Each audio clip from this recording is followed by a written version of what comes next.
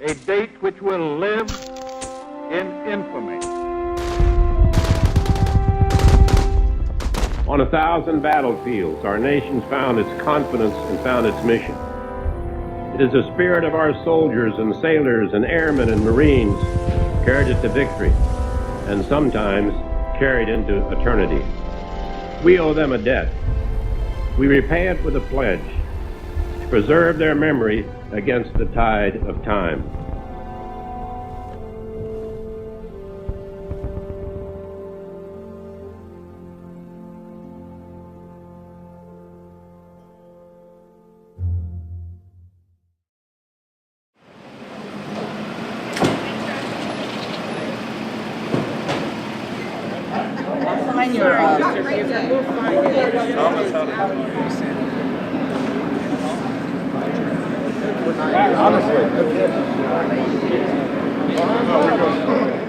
Thank you, sir. See what's it all about. If you can read. Thank you, Yes, teacher. thanks. If you can read this in English, thank you, veteran. It was 65 years after the war that their memorial was completed. Honor Flight was started by the Veterans Administration person in Springfield, Ohio. He was a physician's assistant. And when he found out that the memorial was opened in 2004, he was like asking all of his patients, when are you going to go see the memorial? And they go, oh, we'd love to see it, but we don't travel alone anymore, and we don't have the money to do it, and I just don't know if my family could take me, and all kinds of excuses like that. So he was a pilot, and he had a small aircraft that he owned, and he decided that he would take them one at a time. So by the time he took the first 6, he would come back and his answering machine would be totally full. So he went back to Wright-Patterson Air Force Base where his flying club was and said, why don't we take them up in groups, like 10 or 15 aircraft, which they did for a while. But then you have the usual problems with small airplanes. People couldn't get in and out of them. The weather wasn't good. People's conflict of schedules and things like that. So he went commercial in 2005 and decided that as much money as he could raise, he would just take them on a commercial airline. We were the 4th hub. By the middle of 2005, he already had 15 hubs. Other cities that were interested in helping him with this format, this program, was to get these veterans to their memorial. Now there's 104. We've taken over 1,000 veterans, but the whole network has taken 69,000 to the memorial. The average age of a flight now out of Cincinnati is 87. And we have guys into their 90s, and eventually we're going to be moving into the Korean veterans. But our goal right now, our mission, is to take the World War II veterans, as many as we can, as fast as we can.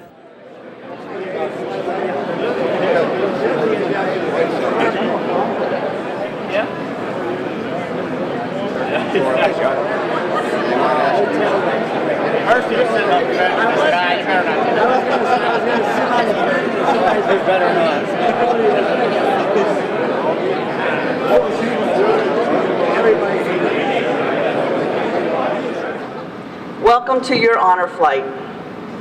It is our great honor to take you on a chartered flight from Greater Cincinnati Airport. Your valor and your courage was rewarded by securing the freedoms for all Americans, the freedoms you won for all of us. Now we honor you with this trip to your memorial. It took over 60 years to build this memorial, and today you will see it for the first time. It's a long day, but it's a long time coming. I am joined here by the board members in the red shirts. I introduced them earlier. It's my privilege and honor to work with them to complete our mission. Through their tireless efforts, all of our expenses for taking the veterans has been donated. Every penny of the money raised for the Simply Money Foundation and others pays for the veterans' special trip to D.C. The Guardians, helped by covering their own expenses on an honor flight, would like to especially thank them again. And to our treasured veterans, may this be the beginning of a wonderful day filled with many memories, and may you be blessed all the days of your life. You have given us the freedoms we now enjoy, so please let us take care of you today as a small gesture from a grateful nation.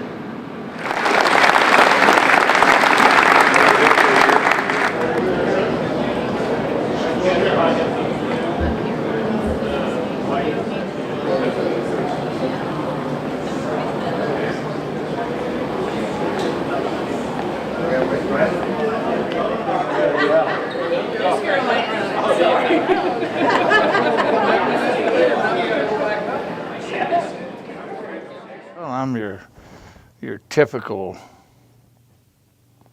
young man trying to stay out of trouble, trying to make $1.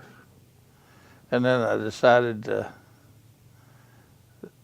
go to service.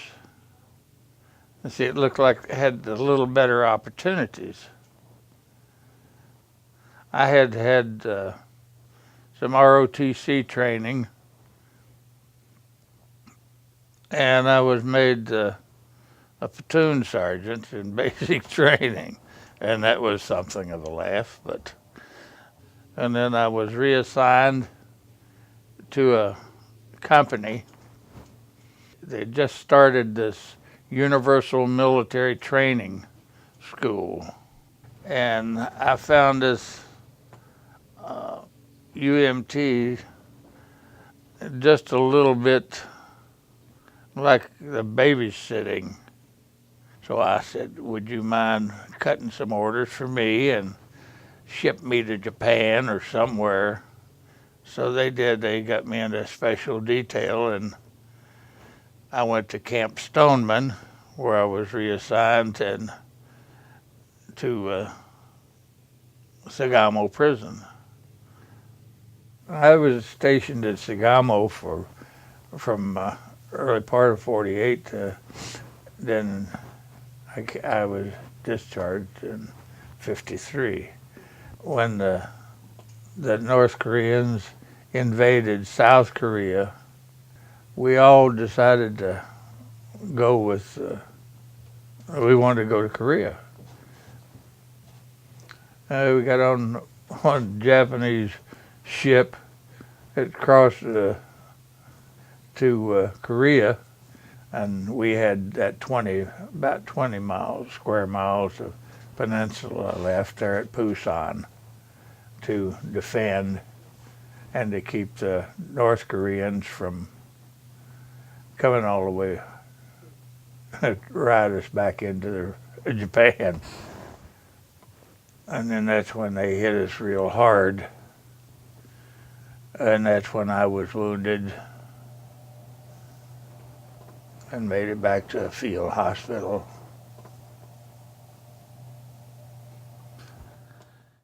They got a heavy mortar attack, and we were bunched up a little more than we should have been, I suppose, because when that mortar round hit in the midst of us,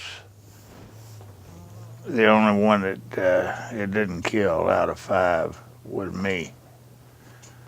And I took shrapnel in the face and through my mouth. And of course, I guess that's because I always have my mouth open anyway. But, and then it got me through my shoulder. And I guess that's why I was still around with the field radio. Took the biggest part of the shrapnel. I never was a religious person, but I thought, well, I sure don't have anything to lose by saying a little prayer. And when you're in a firefight, saying a prayer like, "Thou shalt not kill," seemed a little bit silly at the time. But I guess it worked because I'm still here.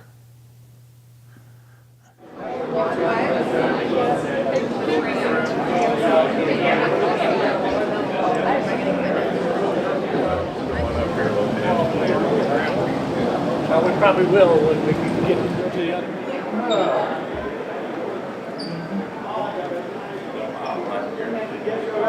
It says happy day.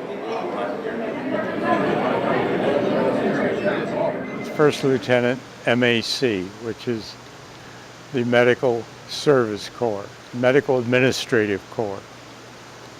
I was a stamp collector. I was sorting stamps. I had the radio on, and I heard it at that time. I very well remember that moment when it was announced. went to basic training. From then, I went to surgical tech school at Billings General in Indianapolis, Indiana. I was there for a good while, and then OCS opened up, and I volunteered for that to be a battalion surgeon assistant, which was sitting up in the front lines with a footlocker, triaging, putting a Band-Aid on a guy saying, go back or you go the other way. And the reason it opened up, they were losing too many docs, so they figured we were more expendable. However, I was lucky. And the trust you say.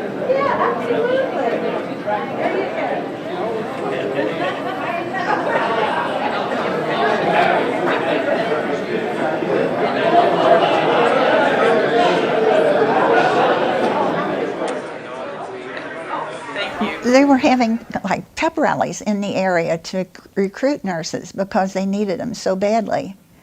And my parents didn't really want me to go because my brother was already overseas, you know, and I guess they didn't want to lose two kids. So it took a little while to convince them that maybe I ought to do this. And so they finally consented, and by the time I got in, the war was almost over. At least I feel like I contributed a little bit. I think it was a month that we were in like basic training for learning to march and know how to get in and out of the gas chamber without getting sick. And then we mostly observed on the floors and followed doctors around as they visited the patients, you know, until we were assigned to another hospital. You really had sympathy for all of them because they had no families there with them, you know. Normally when we were with patients here at home in the hospital, their family was there to comfort them and make sure they got the care they needed. But very few wives or family members were with the boys there in the hospital. So, and they weren't able to leave because they were all paralyzed. So there was, you know, they had no option but to stay there.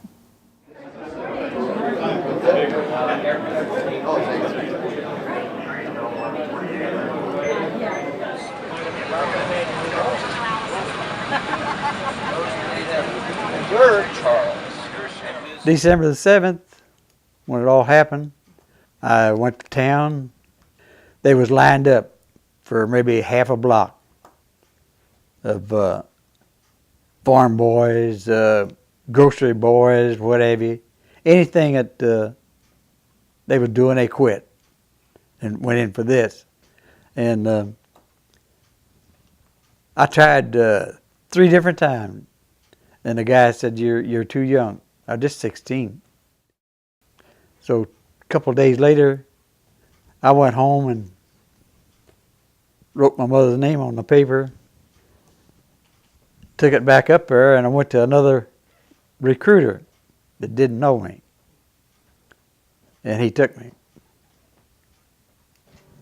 The job I had, this gun sergeant, is a 105 Howitzer. There was 5, 6 men and a truck driver. It was pulled by the truck, the gun was. We may ride 2 or 3 days, half a day, a day's time. And we had orders to sit down at a certain place. The whole company would stop. It'd be 4 guns. They would all stop. We'd set up guns shooting up in the air. We may be there 2 days, a day, an hour. But that was it. I was shooting this shell over there, killing those people over there. I'd get my gun loaded up, get my boys all loaded up, and we'd take off again. Wherever they say stop, that's where we stopped and shot for, like I say, 1 day, 2 days, half day, an hour, get back on the truck and go up another day or 2. The worst moment I had was when, late 45, early 46, when they started coming up with these concentration camps. cleaning them up. That was the worst part I ever had.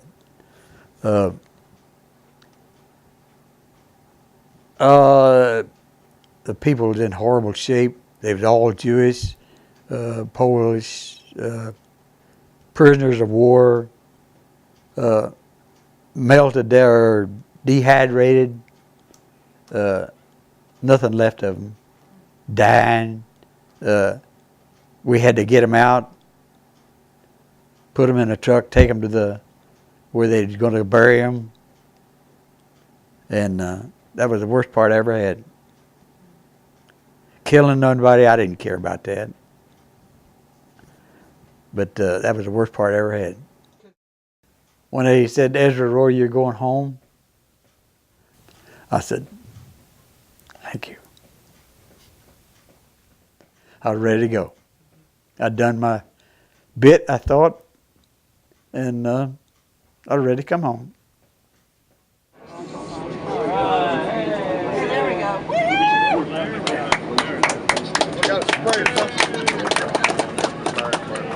Smoky fire farm out there.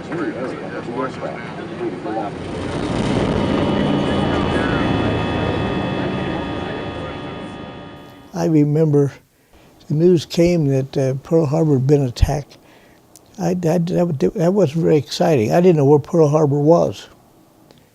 When the war started and the draft started, those who had children born prior to Pearl Harbor were classified 3A, and they didn't, so they were not drafted, and they took all the 18-year-olds and the single men first. Even though I was married and had 2 little boys, and I had another girl, I had 3 little children, but 2 of them were born before Pearl Harbor, which caused me to be drafted later.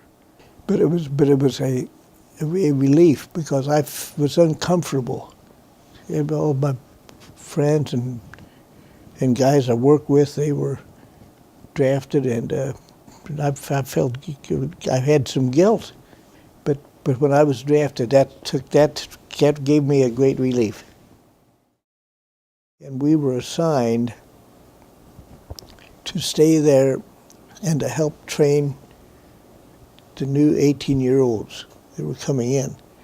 And the reason was that we were older. I was about 25 years old, and all the new draftees were 18. And so we were like the old man to them. And there was adjustment for them from civilian life into the Army, and we had to teach them what this man's Army is all about. And that's the way I spent my career. I never dreamed when that was happening. 65 years later, I would go on an honor flight to Washington and be treated with such honor. Never expected that. Their money isn't what they generate themselves. They get money from the national sphere based on the people that were in their meeting.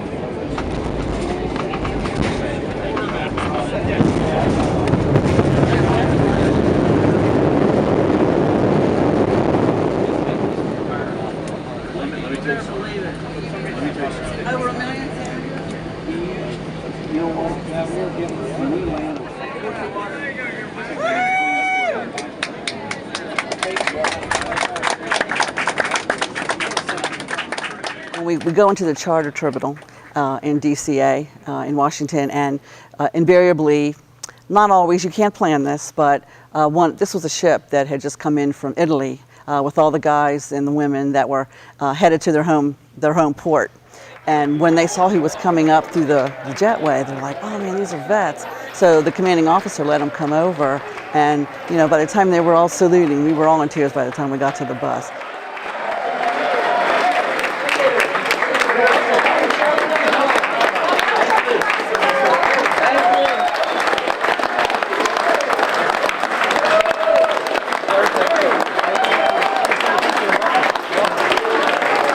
Nice seeing you.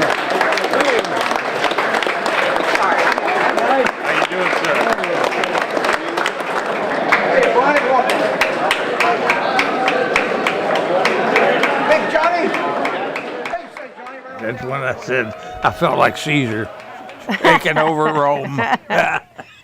Well, I felt like a big dork because he was in front of me, and we kind of had a gap, so there wasn't a whole lot of people in front of us, and there was like nobody behind us, and it was the two of us, and we came off, and there was just this barrage, all these military guys, men, women, all in uniforms, clapping, saluting. I was like, and I'm all tearful, and I can't find my camera, and I'm like a big dork, and he went on walking, and I was so proud, and I was like, oh my God. And they shook all of their hands, all of those soldiers, and they weren't just, I mean, they were clapping, cheering. That was, by the time I finally got my camera out, I mean, it was phenomenal. And they had said that they had just flown in from Italy, and they were all catching their flights home, but out of respect for our World War II guys, they all came over, like you said, on their own accord, and it was amazing.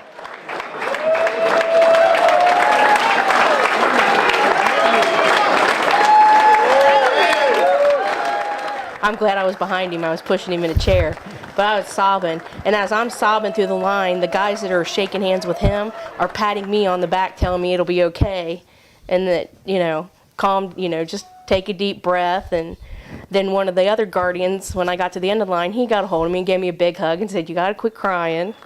That was a basket case. It was pretty rough, but it was phenomenal. Well, it was a tearjerker to me, and it was kind of hard to explain, but it was really something. Hey, Davey, our old salt. Look at that scrambled egg.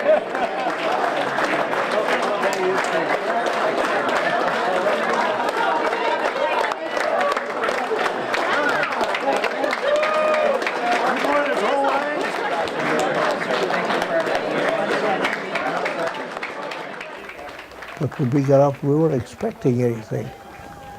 And here's all these people standing at attention when we go past, they salute us. And then after we get all past, with some of them, they broke ranks and they came out, and our names, on our name tag had our first name big. And the guys walk up to me and thank you, Ralph.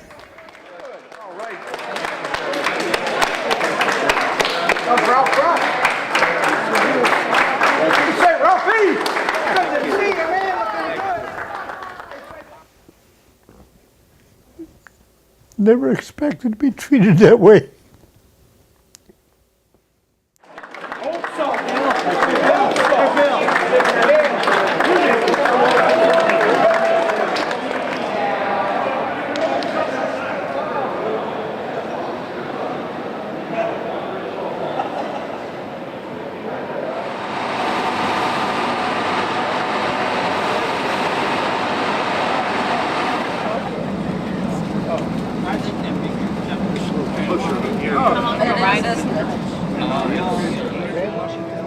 It will stand as a testament to an entire generation of Americans who sacrificed and died in pursuit of an idea called liberty.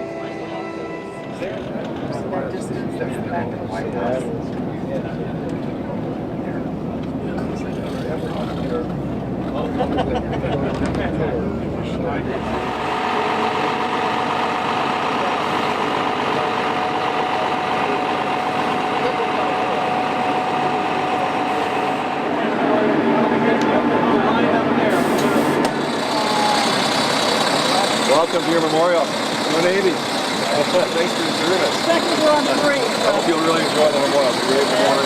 So, absolutely.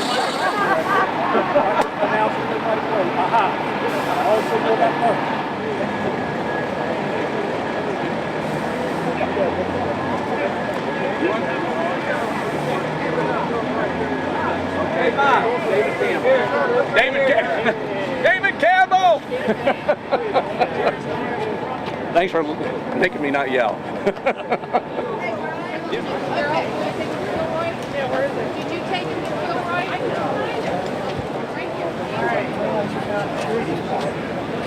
I don't want to see that guy.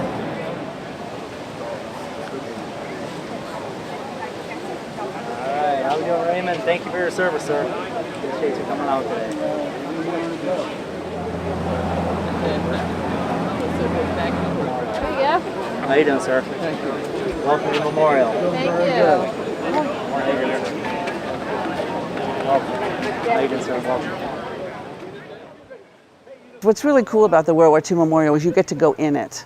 It's not like looking at the Washington Memorial or the Lincoln. They're all very impressive, but this one actually you get in, and the whole history of the war just kind of envelops you.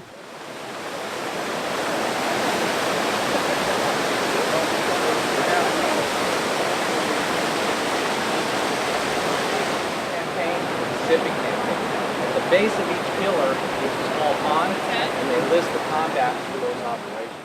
Oh, it was amazing to me. I mean, I had no idea of what to expect. I didn't know what it was going to be like, but it was just breathtaking. You know, it's so huge, and every state represented, and all those wreaths, one on either side, and like I said, I had no idea of what to expect when I got there, so it was just breathtaking, just absolutely breathtaking and beautiful.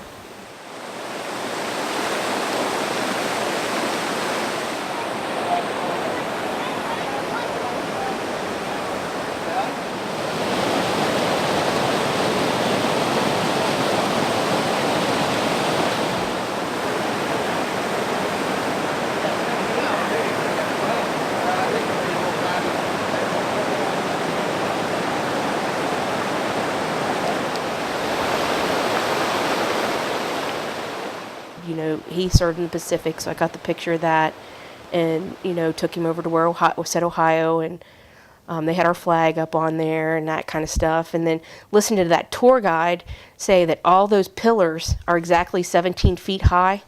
No one pillar is more important than the other. They're all equal parts of the United States. It's just the whole thing. Who thinks of details like that? And then you got to get the picture of Kilroy. You had to find Kilroy. And so we went and found Kilroy and joked about that. And my favorite part of it was the gold stars. There's 4,048 stars, and each one represented 100 men that died. Almost 500,000 people.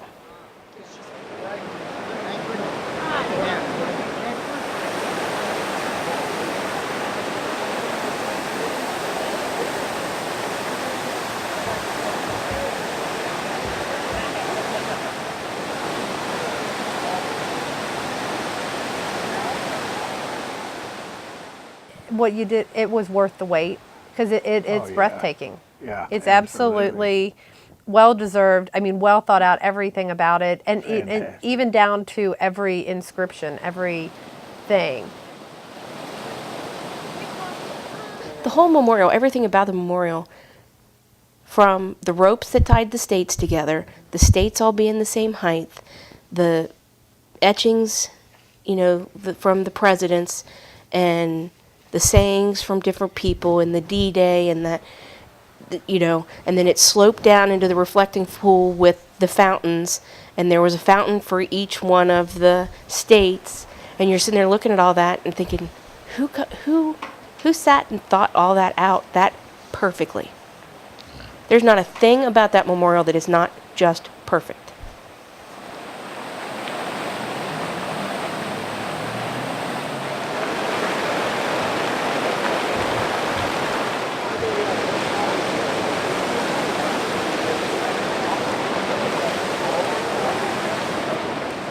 At the end of World War II in the European theater, the Russians met up with the Americans at the Elm River. That's what this depicts. And, you know what, let me say something else before I even really get started.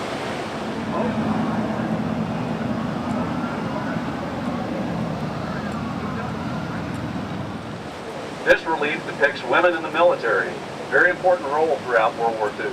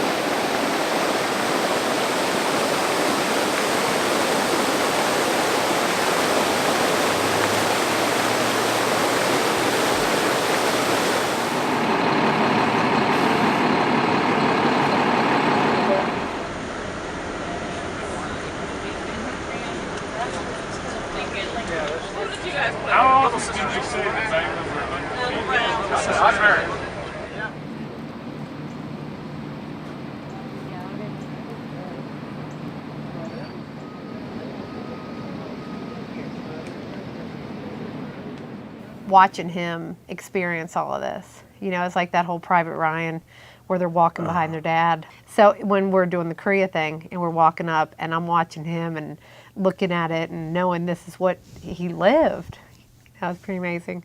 And you appreciate it on a level of just seeing it, but when your dad is one of those people.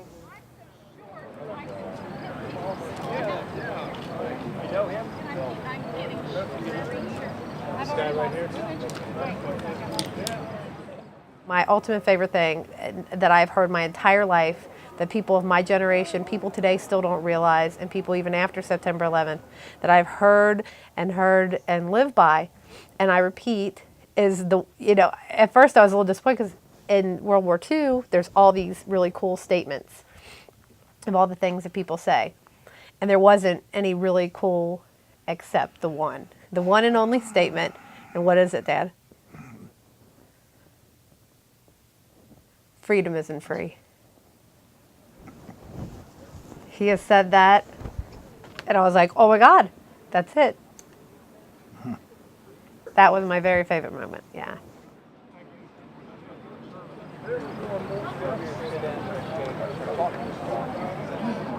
That's Sasquatch.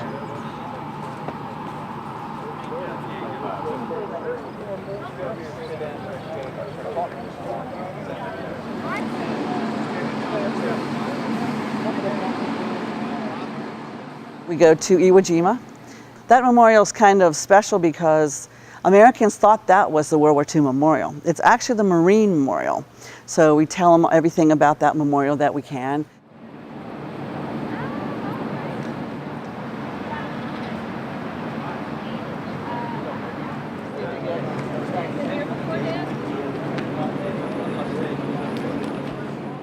We've had the gentleman that actually was in the picture that put the flag up. He was on a flight this year, and he said, that's not the real picture. The other one, the flag was all tattered, and this was just a photo op, and they found this new flag and put it up. Flag break. You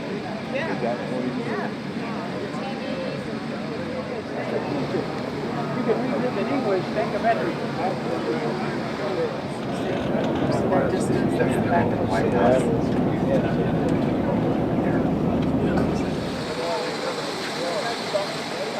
Then we go to the new Air Force Memorial that was only opened in 2006. So it's up on a plateau looking over the Pentagon and everything.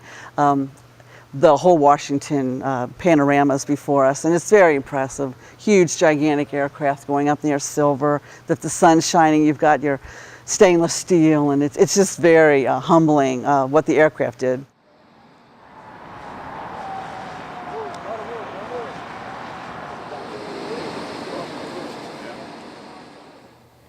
You can't describe the feeling that you have by going and watching these men and women look at something that, I mean, has shaped our entire country and given them the freedoms that they have. And people don't realize.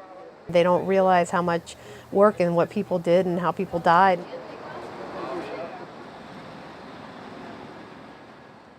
They don't take anything for granted.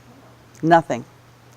They lived through the Depression as children, and they went through the war, and everything they have now they earned. No one gave them anything. They came back and they built our nation quietly. I mean, they just came home and wanted to be family people and family men and do their job. And they really weren't boastful or proud. A lot of them cry on these flights, and they said, you know, we never had a parade, but we really never knew we wanted one. We were mostly interested in coming back to our sweethearts and starting our families and building the nation that we fought so hard for. But I don't think it was in their minds that they didn't have a parade or nobody really appreciated it. They knew we did, but nobody's ever outwardly appreciated them before. They didn't think they were heroes.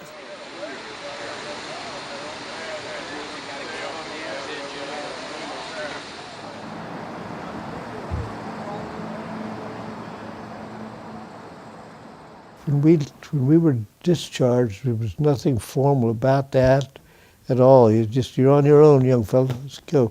Here's your money. And we walk out, and you say, well, you got to find a train, I guess, you know. And you never, at that time, never dreamed that 65 years later, that I would be honored the way I am. On behalf of Honor Flight Tri-State, I'd like to thank you for your service to our country.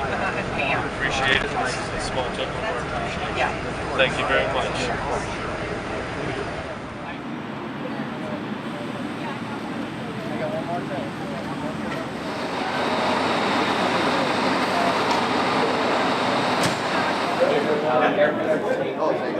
I had one heck of a nice time. I mean, it was an experience, to say the least. I mean, it's one that we'll never forget. And anyone that's had any association with it will never forget it. You couldn't ask for any more. I mean, and the way things was organized from one place to the other, it seemed to pick up a little momentum at each one. And the crew. I mean, you know, everything was meticulous. I mean, the lunch, the service, you could not want for anything. You couldn't ask for anything. People were falling all over themselves. There was a ton of them. It was nice. Yep. The only way it could be duplicated is if I get to go again.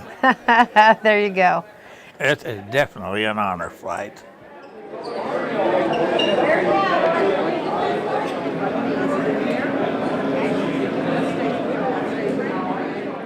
I just don't know how to tell you. I just thought it was wonderful, and I can't, even now, I can't believe that this happened to me.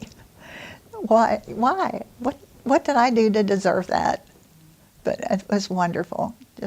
And I hope that every soldier or sailor or Marine or whatever who is still alive can have the experience of going. It will be something they'll never forget. It's just wonderful.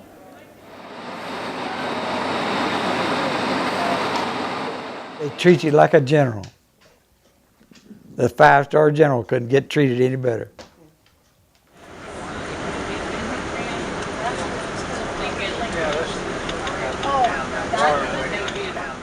We say that it changes your life, and I believe it does.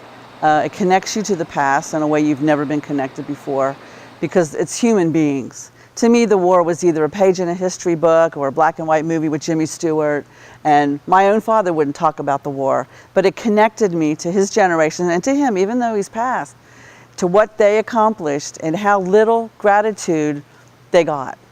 And to me, to be able to honor them, literally honor them, it's very important to me.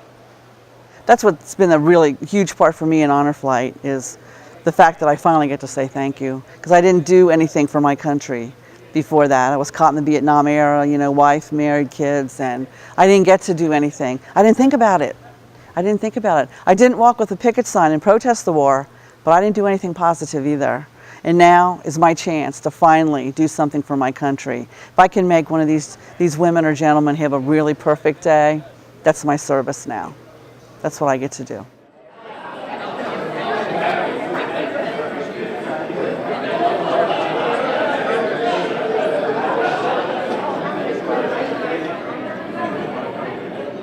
It was all organized. The honor flight was so well organized. That's what surprised, that impressed me. And when I think back about it, and I do, I think of the work that it took to put that together.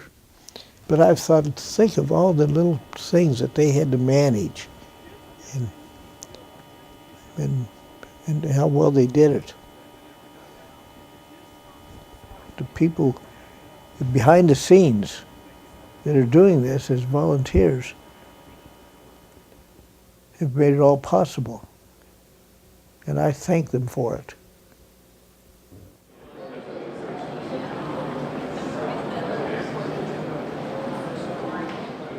Since I've come back, I've told all the accolades I could.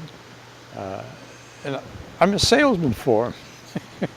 Of course, my salary, I'm a volunteer. I don't get paid, nor does anyone else. And I make that well known, that it's a volunteer outfit, and it's wonderful. And I let people know it.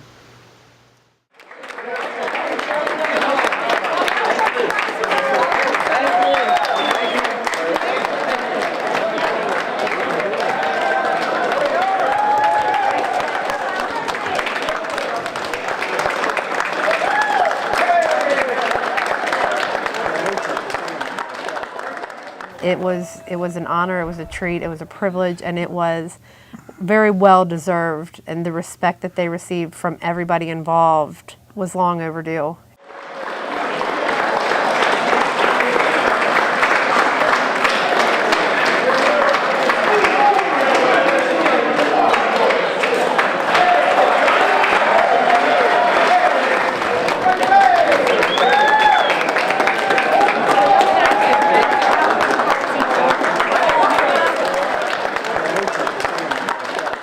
Whenever I tell retail what we did, all day long, if everybody could have one day like what we had, people stopping. Thank you, sir. Thank you. They were jogging around the park, come to a complete stop. Thank you, sir. You know, just one day like that. It's just something I think everybody should do. I know they said they're going to start doing some Korean War, and I hope anybody that's got one can take them.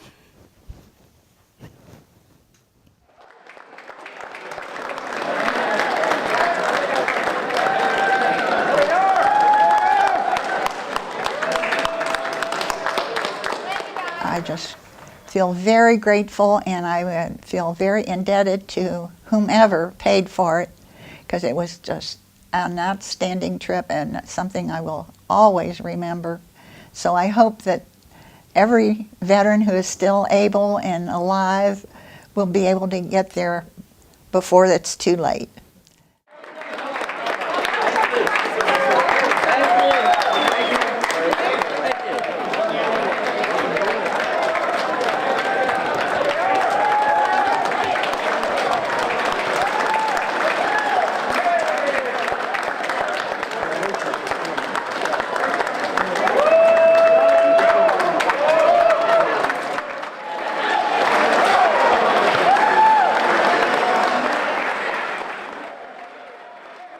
I'm so honored to have been given the chance to go on this honor flight and appreciate the things that have been done.